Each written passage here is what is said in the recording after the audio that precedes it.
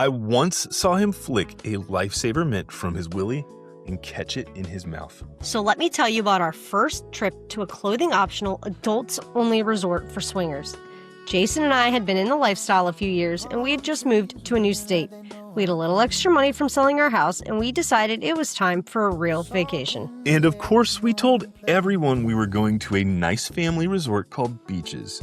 Just a little white lie. In reality, we were headed straight to Hedonism II, and we brought along our friend Stacy, who was exploring the lifestyle herself. So we're on this bus from the airport. It's a long and bumpy ride through Jamaica, and we're just kind of chatting with people. And that's when someone points out that the gentleman in front of us is Harry Lang, the owner of Hedonism II.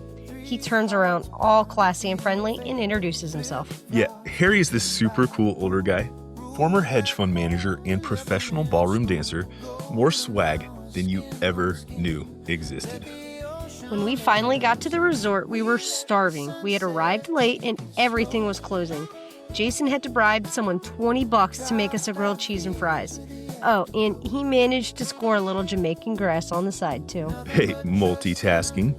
But that was just the start. Then there was the whole rum incident.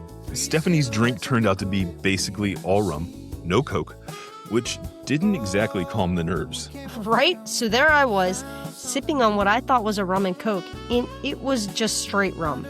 Then we hit the nude beach, and I got a little bit overwhelmed when the security guard told us that we had to strip down. I even cried a little. But thanks to Stacy being there and Jason's encouragement, we eventually got comfortable. We even took our clothes off, and guess what?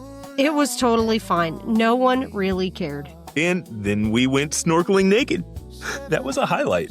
We were out there in the water, completely nude, and this boat from the Vanilla Sandals Resort cruises by with everyone staring at us. It was hilarious. And then there was the time that we got a 3-person massage, which was a bit of a puzzle for them to set up, but they managed. And we ended it all with a champagne soak and a bit of fun. And yes, we did get more comfortable as the days went on. So after we got over those first day jitters and a bit of rum-fueled drama, we really started to relax into the resort vibe. And that's when we met Party Mark. Yeah, Party Mark. I once saw him flick a lifesaver mint from his willy and catch it in his mouth. Incredible. We didn't know him well, but he was this energetic guy who showed up and was closer to our age. He had this vibe that just lit up the place, and he made us feel like, hey, maybe we do belong here after all. He was one of the first people we saw who wasn't, a couple of decades older than us. And even though we met him briefly, he just kind of symbolized that younger, fun energy that we didn't know we were missing. He even mooned the bus on the last day, and that's just kind of the wild memory that sticks with you. Hey, do you remember that one time that we all kind of put on a show in front of the entire bar at Hedonism? We were on that bed. It was outside. The cabana was covering it. Me, you, Stacy, the bartender staring directly at us, in the entire line of seats filled up as we just put on the show of our lives. I remember it. Yeah, that was fun times.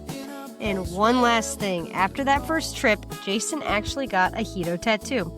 He got it as a symbol to remind himself that if he keeps putting in the work, keeps loving his wife, and keeps pushing forward, these kinds of adventures are the rewards that life can give you. It's on his body now, a little reminder of that first big leap that we took. Yep, it's a little tattoo that just reminds me that when you put in the effort and embrace these experiences, you get these incredible memories and rewards. So yeah, that first trip left a permanent mark on me. Literally.